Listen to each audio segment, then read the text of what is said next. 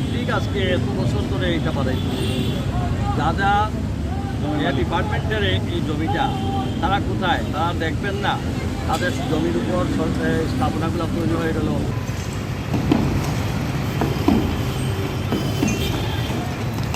তাও কম হইলে তো এক কথা, এই যে ইনফ্রাস্ট্রাকচার চার্জ তাদের একদিনে হয় নাই, এখানে দিনের বিরুদ্ধে প্রকাশ্যেই তো বিল্ডিং হয়েছে। কোথায় ছিলেন?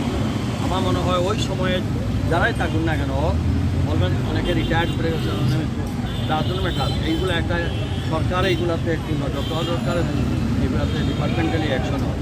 কারণ সরকারি জমি তাহলে অধিগ্রহণ করে এই রাস্তাঘাট মানে নেই।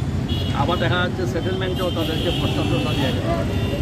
হ্যাঁ, আমাদের পাবলিক তো ভুক্তভোগী, যখন পর্সার কাগজ দেখে, যখন তার রেকর্ড দেখে, তখন সে আরেকজনের কাছে জমি কিনতেই পারে। এখন যারা অরিজিনাল মালিক না, তারাও বেনামে মালিক হয়ে বিভিন্ন জনের কাছে জমি বিক্রি করছে। এখন এরা দেখাইতে পারছে সেটেলমেন্টের এত বড় জরিপ হয়ে গেল, ওটা নাকি সরকারের অধিগ্রহণ, শুধু জমি কোন জায়গায়, হাট জমি কোন জায়গায়, ছড়া কোন জায়গায়, এগুলো দেখেই তো করবে না। বসে বসে শুধু পাবলিক আসলে আর এই পাবলিক তো যখন দেখছে সেটেলমেন্টেরও কোনো আপত্তি নাই, আমি প্রস্তাবে তো পাবলিক আমার মনে হয় এই বিষয়টা এটা সিরিয়াসলি নেওয়া উচিত। আর আমিও দেখতেছি যে আমি আমার সিটি কর্পোরেশন জিজ্ঞেস করতাম যে তোমরা পারমিশন নিয়ে রাখি, তখন তারা আমার কাছে প্লেস করলো যে আমরা এই দেখেন বর্ষা আছে, তারা দলিল দিচ্ছে, বর্ষা দিচ্ছে, তখন আমরা তো আর জমি মালিক তো আমরা না। এখন সবগুলোই না, এখন আমরা তো কোনো পদক্ষেপ নাই যাতে তারা হইতেছে এখানে পড়তে প্রতিজ্ঞা দিতেছেন আর নোটিশ দিতে। নোটিশ কিন্তু আমরা লিখিত কোনো নোটিশ নাই, এমনি তাই যেন এলান করাইছেন, হয়তো এমনি জানাইছেন, এইটা নোটিশ কইরা তাই নিজে আপনারা এদিন জানান কইছেন। আর ওইটাই তান বৃত্তি করিয়া আর হঠাৎ করিয়া তো এখানে ইয়ে বাঙ্গা সাঙ্গা করছে।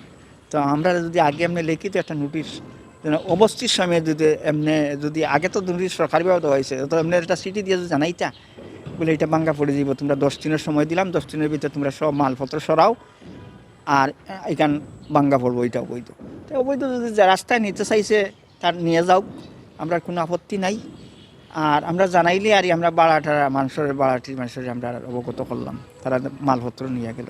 হঠাৎ করে আসি এইখানে একটা বিভ্রান্ত সৃষ্টি হয়েছে আর এখানে জানি না ক্ষতি কেমন হলো। ক্ষতি তো অনেক টাকার ক্ষতি এখানে দেখেন নানি, নিশ্চয় তো আমরা এটা তো পৌরসভা না দিলে তো এটা বানানি হয় না, নিশ্চয় দিছেন। আর এখানে তো আমরা পৌরসভার তো ট্যাক্সও দিতেছি, আমরা ইনকাম ট্যাক্সও দেওয়া হইতেছে, বুঝছেন না?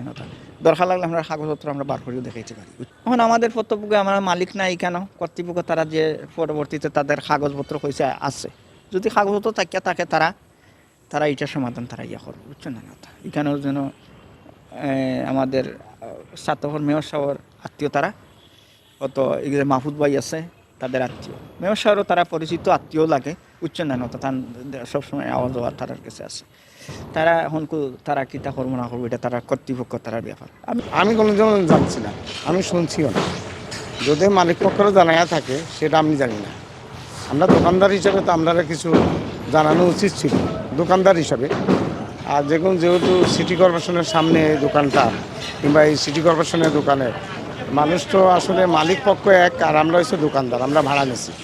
আর আমাদের যে হঠাৎ করে একটা ঘটনা ঘটছে, প্রায় আমাদের 20 লাখ 30 লাখ টাকা আমাদের নাই, আমরা তো মাল অকেজ হয়ে গেছে, এখন তো চালাইতে পারতেছি না, উপস্থিত কোনো দোকান পাওয়া যেত না, তখন আপনি কি করবেন? কোনো রাস্তা নাই। এখন আমরা হঠাৎ করে তো আমরা অসহায় পড়ে গেছি, এখনও তার সাহায্য আসবে না যে সাহায্য করবো মুখে যাক তুমি দোকান খুঁজো, এই সুযোগও তো নাই। আমরা খুব কষ্ট করে মাল টাঙ্গিয়া বার করছি। এখন এক্ষেত্রে এখন সরকারি যে নিয়ম আছে ওই নিয়ম অনুযায়ী তারা করছে। এখন আমরা তো কেন কারে বলবো, আমরা তো বলার মানুষ নাই, সোজা কথা। প্রতিটার কে পোষাইব? এটা তো কোনো মালিক পক্ষ দিবে না, সিটি কর্পোরেশনও দিবে না, কে দিব? নিজেরটা নিজে বহন করতে হবে। নিচে তো 20 লাখ টাকা আমার বাঙ্গিয়া তারপর নিম্নে, সেটা এক দোকানের হিসাব।